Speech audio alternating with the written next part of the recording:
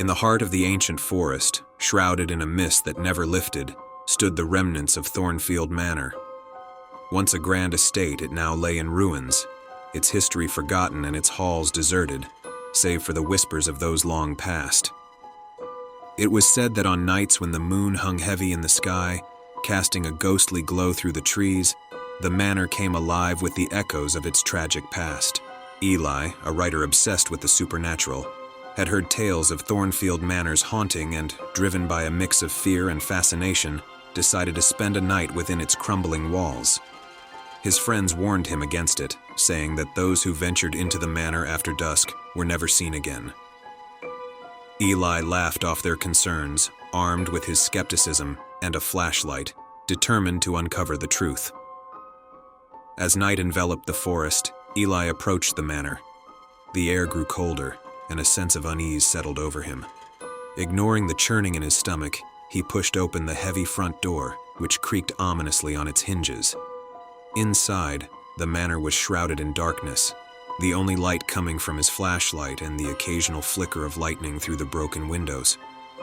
Eli explored the ground floor, his footsteps echoing in the vast emptiness. Dust-covered furniture and portraits of people with eyes that seemed to follow him filled the rooms. As he ascended the grand staircase to the upper floors, a sudden chill made him pause. It felt as though someone, or something, was watching him. Reaching the top, Eli entered what appeared to be a child's bedroom. A moldy, antique dollhouse sat in the corner, its miniature rooms meticulously arranged. Drawn to it, Eli peered inside and gasped. Each room replicated the manor's interior with eerie accuracy, including a tiny figure that resembled him standing in this very room.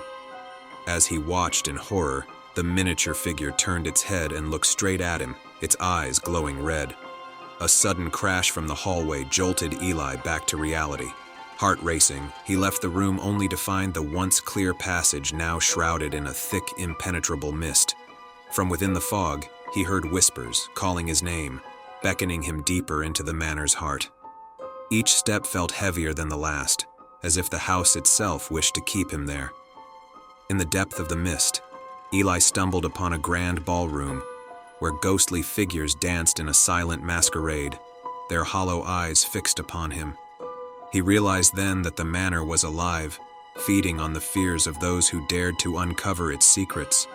With every moment he spent inside its walls, Eli felt his strength waning, his resolve fading.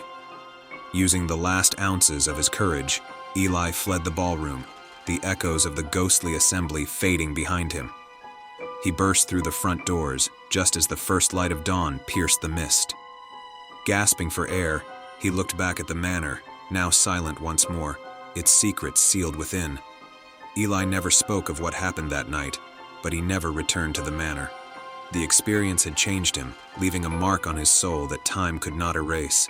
And though he continued to write, he never again sought the thrill of the supernatural. The manor remained, standing silently in the forest, waiting for the next curious soul to unveil its dark past. More fairy tales on the Wizard of Tales channel. Subscribe!